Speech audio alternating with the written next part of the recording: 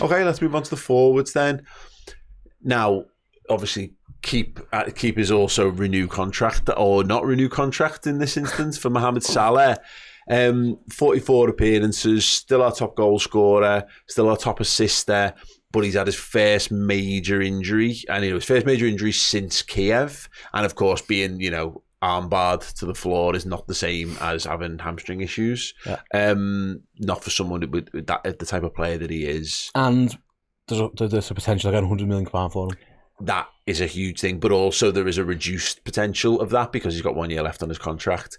He is the single... Well, Trent is in this category and Van Dijk, but actually I think both Van Dijk and Trent are no-brainer. You should be doing everything in your power to definitely keep them. My little worry with Mohamed Salah is... We had this conversation about Fabinho last summer, except that, of course, he was crap all season. But are we seeing the first creaks of Salah? Like that. It's been said, Paul Tompkins done a lot on the data of him, that he just doesn't press. He doesn't as much. He doesn't do his defensive actions as much. You're effectively building a team around a guy now in the latter stages of his career. And is he Messi? Is he Ronaldo? He's in that kind of bracket, I think. But you can afford, I think you can only carry one of them in an 11 at best. And he's got to be scoring 30 goals and getting 15 assists to do that. Now, if he stays fit all season, he probably will. But it's an interesting conversation. I'm keeping him and I'm giving him a new contract. Okay. My worry is that he's going to stay and not sign a new contract because I don't think he's going to want to go. I don't think he wants to go yet, but also I wouldn't be shocked if, and that's mad. I know people, we're going to just let him go for free in a year's time, but we might not have a choice. Yeah. Because I'm not sure... Well, if he doesn't want to sign a new deal and if he doesn't want to move to Saudi Arabia, there's not a lot of other options. You're not bombing Mo Salah out. And I'm not sure you're giving Salah a 3-year contract at this point. No, it's tough. If he asks for it. Well, isn't Ali said he could sign... He's got like an 1-year extension thing that we can... Whatever you say. Trigger. There, yeah, thanks. But I think he's stupid not to do that as well. Although he was slow when he came back, I think he pushed himself too hard to get back too quick because Egypt meant so much to him. And he'd never had a big injury before, so we don't know if he's the type of player that takes a few extra weeks to get back to full fitness, and probably no one did. They have all the reports, I think, on Jota. They've said how many different injuries he's had, but he hasn't had one, Salah, so you've got no case study to put it against. So I think with him, you're stupid not to keep him. As you say, he's the world star. He could even be the one who ends up playing a 10 or a 9 as well if you don't think he does the pressing and you want to get people around him. He's got the goal scoring finish. In terms of you playing a 10. Well, no, you're playing a 10.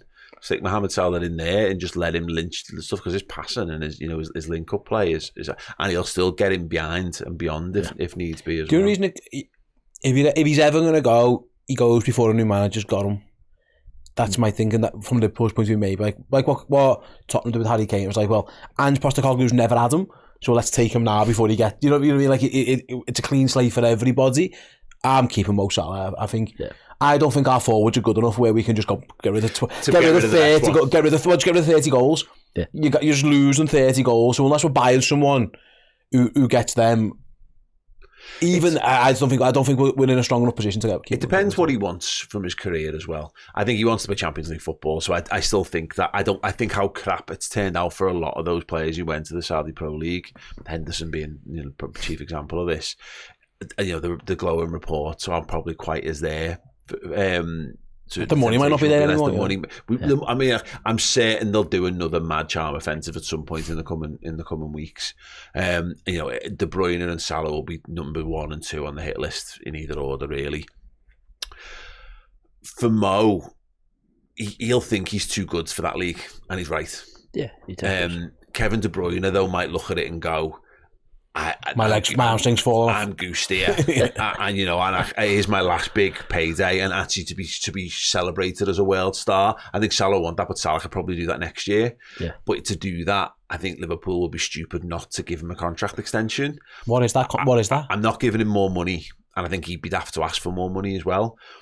which might be a stumbling block.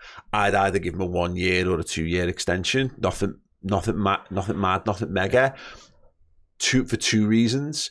A, because as we said, he's still brilliant, and if he can be considered to, like, if Slot wants to burn through wingers, as we know he has done in finals, then Salah's he's doing 60 minutes twice a week, and then you're off. If he's fine with that, or he does 90, but he's then on the bench for the game that follows. If he's prepared to let us manage his minutes, but you know you're getting 100% out of him in his best position, then that's fine.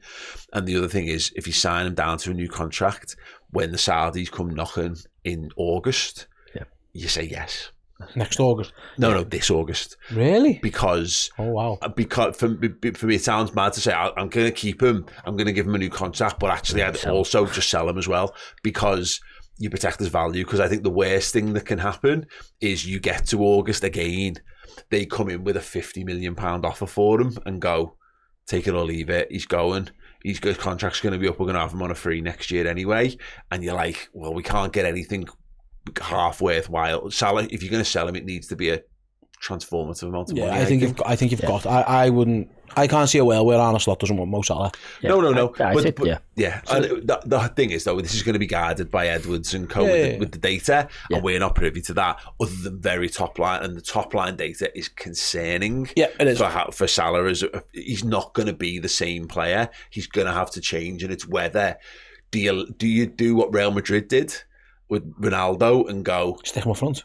Well, sell him a bit more, yes, but also a bit of like, well, we've had the best years. We've guaranteed it's never going to be better than what we've got. We might get a bit more out of this, but while there's a bit of money to be made, go on, let his legs go on someone else's. They have better players around them. That's the thing. They had the Viniciuses and these lads coming through. They still have Benzema. We haven't really got anyone, and we're going to speak about it in a moment. I see where he plays centre forward for us next year. That's what I was going to say. Yeah. Okay, I can see that.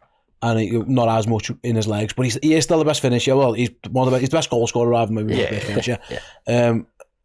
I'm keeping him and adding another year on if he's willing to do that, and then have this conversation again next summer. Yeah, we'll kick the can down the road.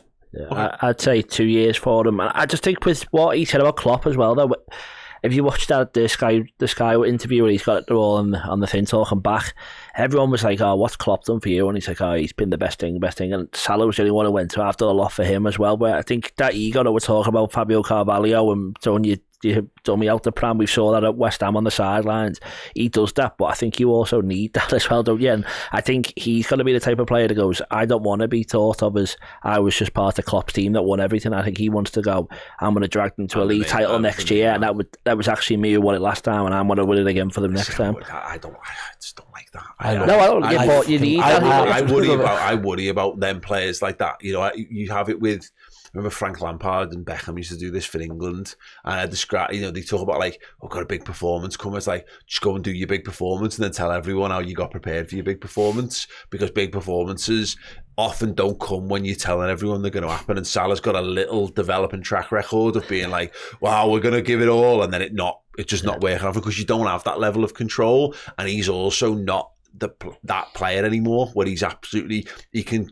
I have concerns. I feel like I'm absolutely slaughtering Mo Salah. I don't mean to. I don't mean to. These are the conversations that are happening now, because there'll be someone in the room, someone with all the stats like you said, and gone, do we think second half of the season Mo Salah was his legs have gone, or do we think he was just injured and we fucked him and we brought him back at Brentford and then broke him again and he was never right, and then we rushed him back because we were on a title challenge and he wants to get back. I hope they know it, because if it's the first part and they just think his legs have gone, then they're probably going to have to sell him. Well, I'm going 2 year extension on the proviso that you retire from international football. How's that? Good luck with that. They're trying to make him play the Olympics, aren't you? Good luck with making that happen. Yeah, mate, honestly, you go and play this. If you want to go and play for your country in the middle of seasons, in the tail end of your career, and you want to do the Olympics and all that, do that when you're playing for one of the Saudi teams, mate, because... when your country's good enough. I know, no offence, I don't want to upset the whole nation of Egypt, but like they're not like favourites to win tournaments. If he's playing for like a big country where he could go and win it, he's not going to do that. He's got no chance. I don't think he'd retire. I don't think he'd retire from either of them. But he backs himself. Oh, so have we made the decision? We're going to keep. I think we're all. I'm saying. We're all saying keep Salah. But a lot of this is I just don't think that the terms at which you keep him. Yeah, exactly. I don't think the 150 million offers coming tomorrow. from Saudi that was there in the summer. Oh, I don't. If it did, with the 1 year left on his contract, even though you're selling guaranteed goals, I think we're trying to go back to basics. You'd have to sell. And I think you should be looking to sell. There's a lot of world where he just says, I want to stay, though. Because I think he could just say that anyway. His latest tweet suggested that's what I'm saying. I think he just stay. That's my major worry on this, is that he doesn't sign a new contract and won't go anywhere. And if he really digs his heels in, and then you're stuck with him for a year. Well, if you're stuck with 30 goals a season. Boo-hoo. No, I'm talking from Michael Edwards' point of view. Yeah. My ass, I'm going to get no money for this fella. If you're Arne Slot, he's like, don't worry about it. I just real time. I need a good first season. Yeah. If you're the businessman at Anfield, you're thinking, oh, this is. At least the thing of having the data people back in place means that you're not going to get like when Roy Hodgson came in and he saw Fabio Aurelio running around Melwood trying to get fit and was like, oh my God, look how good this lad is. Why has he not got a contract? Is he our player? Well, give him a contract. And he was like, no, he's injury prone. Like, no, but look how good he is. No one was there to go, there is no world in which we give Fabio Aurelio a contract because he's so injury prone. At least someone will, because Arne Slot coming from Alkmaar and Feyenoord is going to look at Mo Salah in training and go, oh my God, all my Christmases have come at once. He got a contract, yeah, exactly. At least there'll be like calmer heads around this, but he could be the one, in terms of saleable assets, where he could be the next Coutinho, where you could get 100 million for him and you could go and buy 2 or 3 players that will be your stars for the next 5 years. Yeah. So that's a consideration. But yeah, keep. Okay. That's a long We're going to do keep, yeah. Darwin, Diogo Jota, Luis Diaz, Cody Gakpo up next. Let's start with Darwin. Peter Kenny Jones, are you going to keep, sell or loan Darwin Nunez? Keep.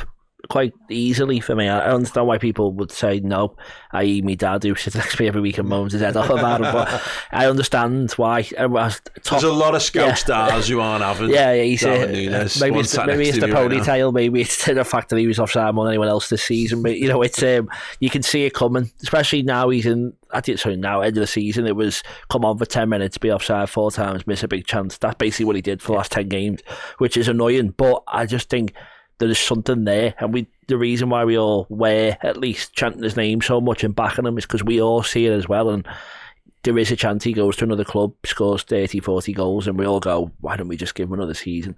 He's thrown his dummies out the pram a bit as well, and he's another one you probably have to look after. He's an arm around the shoulder player, which you don't want to have those type of players, I understand, but Darwin Nunez has got enough quality to score more goals than Mo Salah next season, and I'd love to see him do it, and I think we'd be stupid to give up that chance. Okay. Stake, you wholeheartedly disagree. Yeah. I think Liverpool needs 6 forwards. Okay.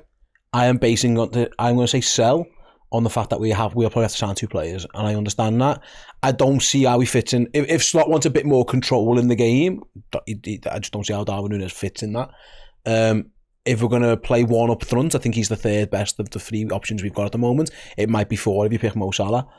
If you want to play him on the left-hand side, I think he's 3rd, maybe 4th best there as well, depending on what you view people. So I would sell him, and I would try and buy 2 forwards. I would caveat, I'm not thrilled with all of them, but I would keep everyone else. I'd sell him and try and buy 2. I just don't think we're ever going to. He's not the best player in any position.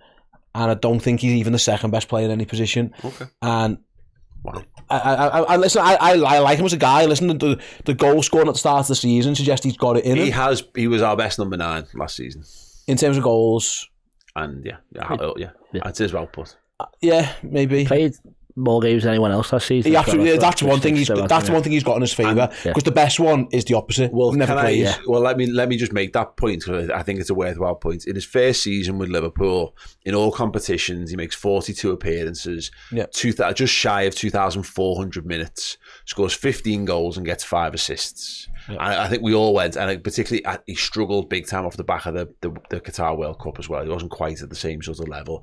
A lot of that was shifted between left and centre forward. Cody Gakpo takes the number 9 slot, kind of like this season. But we were like going, okay, solid first season. This season, He played 54 appearances, which Peter rightly says is more than any other Liverpool player. He played 3,000 minutes, so a significant step up in availability for him as well. Got 18 goals and 13 assists, so 3 more goals, and I've just said the number out loud, but tons more. 8 more assists across that time. So that's 600 more minutes, more goals, and more assists. He turns 25 in the season break. So when the season begins next season, he'll be 25 years old, i.e. his prime, entering his prime as a centre forward. If it was just all of that we've said, I think it's crazy that we would look to sell someone who we spent that money on. We've spent 2 years developing. He's gotten better in those 2 seasons. And then you throw the baby out with the bathwater and go, now sack it. Because my fear with him is that someone really good would take him and he would be absolutely unbelievable for them. And we would hugely live to regret that. That is caveated by the fact that I have sit there and torn my hair out with him over the final third of the season and watched him. I'd sell him because I can't be arsed. Well, that's the point. Yeah, you're selling him because you can't be arsed with the. Is he good this week? Is he bad? Is he bad this week? Yeah. And I agree that wears thin. But I would just repeat: 18 goals and 13 assists. When, let's be honest, he hasn't been his performances once Mo Salah came back into the team. Where does he play? Almost. Where does he play? I think this is where I think it's tied to Salah, because if Salah can't press anymore and Darwin's not very good at pressing, I think you need to make a call this summer of what are you doing? Yeah. Are you just going to stick? Are you going to stick with the 25-year-old whose career looks like it's on the upward trajectory, or do you stick with the 30-something-year-old world-class guy who's only got a limited shelf life remaining and also probably a guaranteed sale value?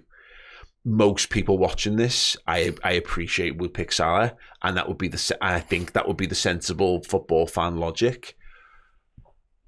But I don't think it's as cut and dry as that. I don't think you can carry Salah and Nunez in a team, and it would sound, and I know that I sound like an absolute lunatic to suggest I'd keep Nunez over Salah.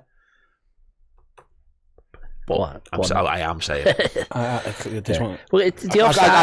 sorry, Peter. No, I wholeheartedly disagree. The only thing that complicates this is Jota's injury record. If Jota could play 50 games a season, it wouldn't even be a question that he plays up front every week, and Gakpo is his backup, and Salah's probably his backup. And I'd sell. The reason I would sell Nunez, I would like to hope that Liverpool have got a bit of cash in the bank already, and you top her up with him, and then you go on by 2 forwards, and then you have Salah, Gakpo, Jota, Diaz, and then 2. Whoever the 2 new guys are.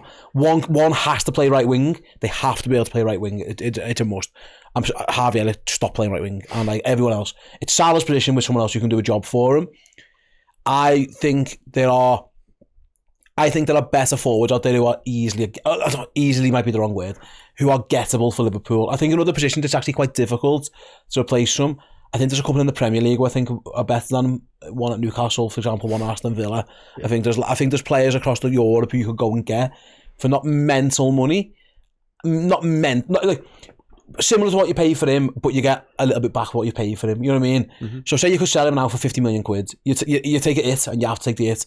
And then you go and spend £80 million on Alex Isak or on Ollie Watkins or on Osimhen or whoever it is. I'm just naming forwards here.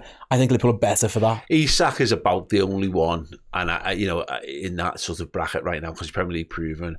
But again, does he have the availabilicy? Are you taking? I'd put Ollie Watkins in that mix. I think he's too old. Yeah, maybe he is a little bit. I think he's 20. I mean, I say he's not. He's actually in his prime. But you're not getting the money you spend it on him 5 years back, and I don't. That's what I mean. He's. I'm fine with that. I'm fine. And this goes back to fandom over the analytical decisions, isn't it? Is that I would be looking at, if I was looking at raising funds from one of our existing forwards, I think you've got to.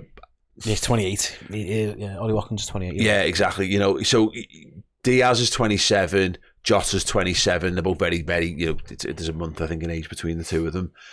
Cody Gakpo is just 25. Darwin Nunez is about to turn 25. They both feel like, I mean, we just got to. I don't know what our front line is going to look like and what it's meant to be. Yeah. Slot will have a clearer idea if he wants to lead the line centre forward. Then you kind of have you be again unless you guarantee an Isak or someone of that ilk. There's not loads of them out there because that's the reason why Man United spend £75 million or more on Rasmus Højlund. You know, because slim pickings. Well, exactly. You know, it's like the manager market at the moment, isn't it? I know it might sound a stupid point, but the offside rule as well, if that changes, it could literally change Nunez's game. I know that's a mad thing to say. No. Honestly, you win the Ballon d'Or. But literally, if that changes, though, he's always just offside. He's never he's stupid and he does be heading, but he's always just offside. So if that changes the rule and it's just keep your foot on, he just put himself 1 yard further. It's like that the bit of the Cape Fear episode of The Simpsons when he's trying to say your name's Mr. Thompson and he's like, when I tap on your foot and nod like this and like, Darwin, you've just got to stand in line with this guy. And you've got daylight as well, so just make sure you spun parties in line with him. No, Darwin, we're giving you a bigger margin of error here, mate. I reckon if he gets that, he could be a different player. And it's different coaching, it's a different system again. I think he is silly. I won't call you stupid this time. Silly to not at least again give him the season. The money you put into him, the amount, as you say, the improvement he's made, and although I see this thing he's improved, I just don't see it. I don't think he has got better. I think towards the end of the season he didn't. Literally, he has gotten better. He's played more football, and in turn he scored more goals. It's stupid to compare him, but Suarez had similar numbers the first 2 years. I'm not saying he's going to be as good as Suarez, but he then kicked on again, and I think he's shown enough that he could kick on. I'm not saying he will, but he could.